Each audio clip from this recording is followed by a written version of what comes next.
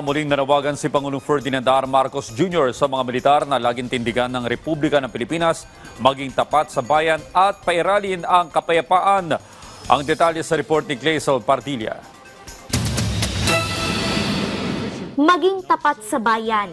Panawagan niya ni Pangulong Ferdinand R. Marcos Jr. sa harap ng umuugong na destabilisasyon o pagbuwag sa administrasyon. Piliin niyo lagi ang tama. Piliin niyo ang bayan.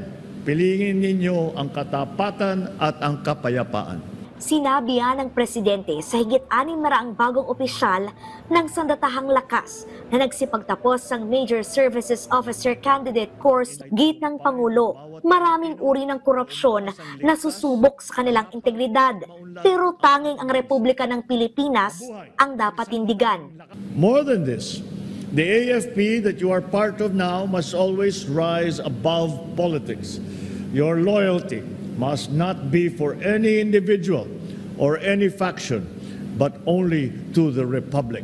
Sa isinagawang trillion-peso march, ilang grupo ang nanawagan sa pagbaba sa pwesto ni Pangulong Marcos at Vice President Sara Duterte. Batikos nila, pinakamahina ngayon ang administrasyon sa gitna ng kaliwat ka ng kontrobersiya dulot ng flood control scam, pero depensa ng Malacanang. At his weakest, ito ba bang panahon na to na siya po ang nagpaimbestiga? Hanggang ngayon po, maraming ginagawang aksyon para mapanagot ang dapat na mapanagot. Ang dami na po na napaaresto, marami na po rin na kinasuhan, marami na po na naibalik na pondo. Ito ba yung weakest na masasabi natin? Madali po kasing sumigaw na bumaba sa pwesto. Pero kung papaano papalakarin at pamumunuan ang gobyernong ito kapag bumaba ang Pangulo, ano kaya ang kanila masasabi? Sa kabila ng mga isyu, nakatutukan niyang administrasyon sa pagpapanagot sa mga tiwaling sangkot sa maanumalyang flood control projects.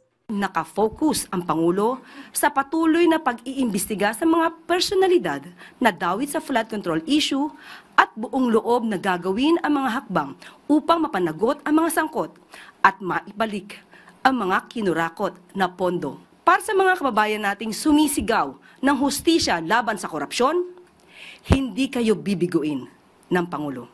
Clazel Partilla para sa Pambansang TV sa Bagong Pilipinas.